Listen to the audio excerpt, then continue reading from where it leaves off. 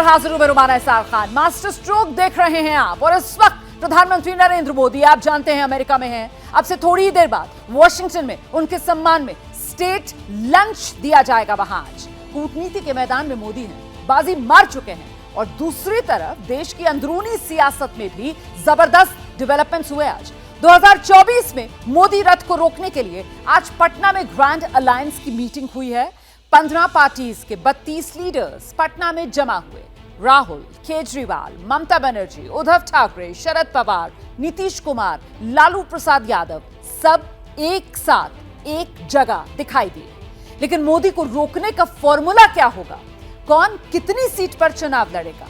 कांग्रेस जैसी बड़ी पार्टी कितनी सीटों की कुर्बानी देने को तैयार होगी? इसे लेकर बातचीत का पहला चैप्टर फिलहाल सस्पेंस के साथ खत्म हुआ। एक डेवलपमेंट यह भी है कि केजरीवाल फिलहाल अध्यादेश को लेकर अपनी मांग पर अड़ गए हैं और कांग्रेस को आंखें दिखा रहे हैं। तो क्या विपक्षी एकता में पहली दरार दिखने लगी है? क्या एंटी मोदी मोर्चे का कोई ठोस फॉर्मूला आगे निकल पाएगा? ये रिपोर्ट देखिए आप।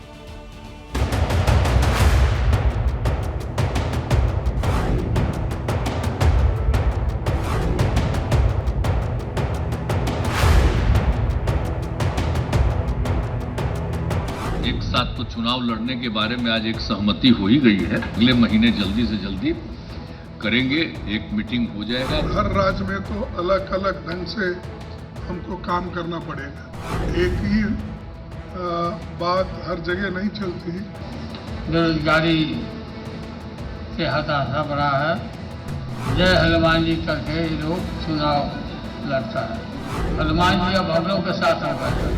हिंदुस्तान की नींव पर आक्रमण हो रहा है। बीजेपी और आरएसएस आक्रमण कर रहे हैं। The history started from here. BJP wants the history should be changed. हमारी डेमोक्रेसी, हमारे कॉन्स्टिट्यूशन, हमारे सेकुलरिज्म पे अटैक हो रहा है।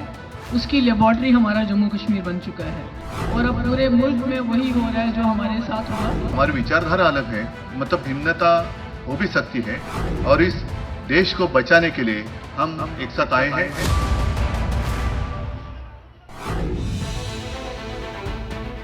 नीतीश ने विपक्षी एकता का मंच सजाया। 15 दलों के 32 दिग्गजों को साथ बिठाया, लेकिन नतीजा बिखराव का बिगुल बनकर सामने आया।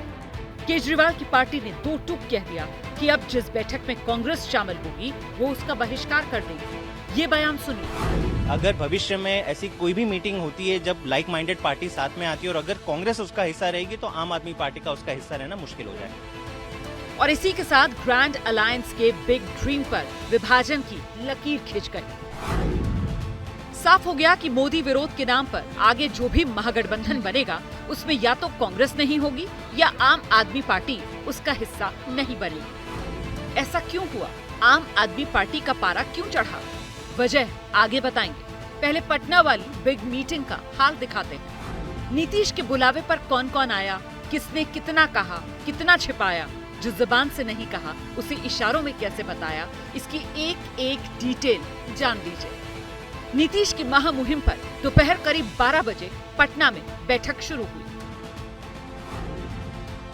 तो उसमें जेडीयू से नीतीश कुमार, आरजेडी से लालू प्रसाद यादव, कांग्रेस से मल्लिकार्जुन खड़गे, राहुल गांधी, समाजवादी पार्टी से अखिलेश यादव, आम आदमी पार्टी से संजय सिंह, राघव चड्ढा, टीएमसी से ममता बनर्जी, एनसीपी से शरद पवार, सुप्रिया सुले, शिवसेना उद्धव बाला साहेब ठाकरे के अध्यक्ष उद्धव ठाकरे।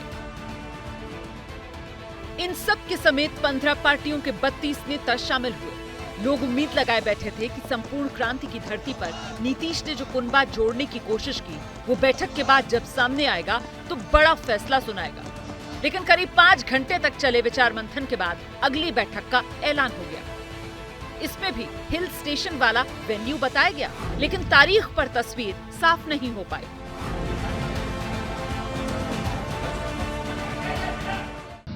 दस या 12 तारीख को फिर शिमला में हम वहाँ फिर मिल रहे हैं कि वहाँ पर बैठकर एक एजेंडा बनाए और उसमें किन किन चीज़ों के ऊपर हम निर्णय ले सकते हैं और आगे किस ढंग से बढ़ना चाहिए, और हर राज्य में तो अलग अलग ढंग से हमको काम करना पड़ेगा। खड़गे के बयान से भी साफ हो गया कि आगे चलकर अगर कोई गठबंधन बन भी जाता है तो उसकी शर्तें राज्यों के हिसाब से तय होंगी। मतलब तकरार की गुंजाइश बनी रहेगी। इसीलिए सवाल बनता है कि खींचतान के खतरे के बीच क्या गठबंधन कामयाब हो पाएगा? बीजेपी विरोधी नेताओं की मंशा को ही कटघरे में खड़ा कर रही है। स्वार्थ का गठबंधन, निशाने पर हिंदुस्तान। आज वो राजनीतिक दल जो एक दूसरे को आंख नहीं सुहाते थे,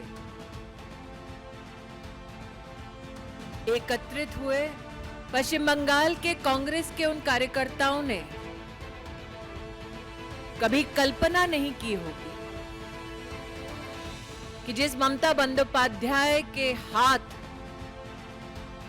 कांग्रेस के कार्यकर्ताओं के खून से सने हैं, वही हाथ एक दिन राहुल जी के सर पर दिखाई देगा। मोदी विरोधी मोर्चे को बीजेपी सत्ता के लिए भ्रष्टाचारियों का गठजोड़ साबित करने की कोशिश कर रही है, लेकिन नीतीश की अगुवाई में इकट्ठा हुए नेताओं ने आरोप लगा दिया कि बीजेपी सत्ता के दम पर डेमोक्रेसी को ही कुचलना चाहती है। बीजेपी का तानाशाही जो गवर्नमेंट, जो डिक्टेटरशिप चला रहा है, जो एट्रोसिटीज चला रहा है, एट्रोसस टेरिबल, क्या नहीं किया। हम लोग जो इलेक्टेड गवर्नमेंट है, हम लोग को उधर में पूरा राजभवन को ऑल्टरनेटिव गवर्नमेंट बना दिया। जो मर्जी करते हैं, जो अगर कोई कुछ बोलते हैं तो उसको खिलाफ में ईडी लगा देता है, सीबीआई लगा देता है। इसके लिए जितना भी तानाशाही बीजेपी गवर्नमेंट कानून ले आएंगे, जो काला कानून, हम लोगों ने एक साथ में मिलके वो काला कानून का खिलाफ में हम लोग लड़ाई करेंगे। हमारी डेमोक्रेसी, हमारे कॉन्स्टिट्यूशन, हमारे सेकुलरिज्म पे अटैक हो रहा है, उसकी लेबॉर्ट्री हमारा जम्मू कश्मीर बन चुका है। शुरुआत हमारे जम्मू कश्मीर से हुई और अब पूरे मुल्क में वही हो रहा है जो हमारे साथ हुआ। तो उसके लिए हम सब इकट्ठे हो गए और गांधी के मुल्क को गोडसे का मुल्क बनने नहीं देंगे। लोकसभा चुनाव की अधिसूचना मई 2024 या उससे पहले जारी की जा सकती है। मतलब इलेक्शन प्रोसेस शुरू होने में 10 या 11 महीने का वक्त बचा है। मतलब टाइम कम है। ये बात मोदी विरोध के नाम पर एकजुट होने की कोशिश कर रहा विपक्ष भी समझ रहा है। इसीलिए कोशिश ये रही कि पहली ही बैठक में बड़े मुद्दे तय हो जाएं।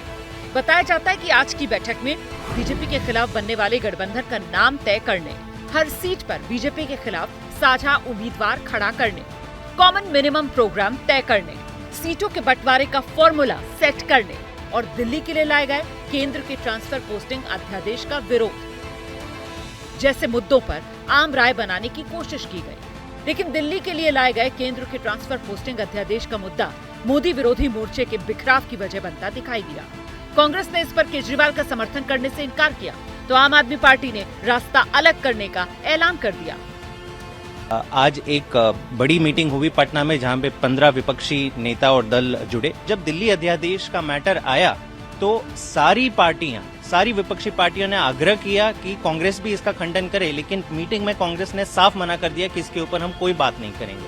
अगर भविष्य में ऐसी कोई भी मीटिंग होती है जब लाइक माइंडेड पार्टी साथ में आती है और अगर कांग्रेस उसका हिस्सा रहेगी तो आम आदमी पार्टी का उसका हिस्सा रहना मुश्किल हो जाएगा। मतलब मतभेद वाले मौजूदा मुद्दे या जिन पर आगे चलकर विवाद हो सकता है, उन पर तकरीबन 5 घंटे तक चले ब्रेनस्टॉर्मिंग सेशन के बावजूद कोई कंसेंसस नहीं बन पाया।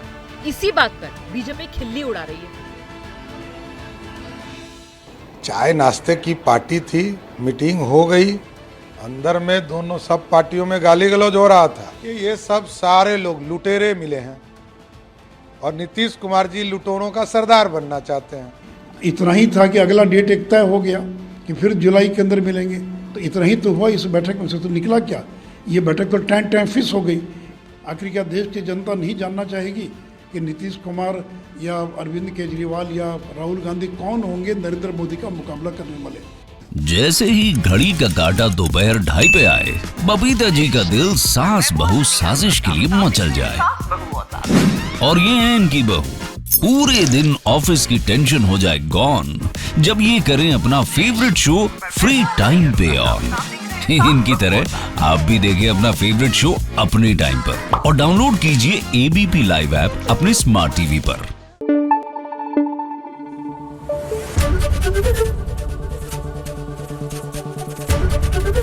एबीपी न्यूज आपको रखे आगे।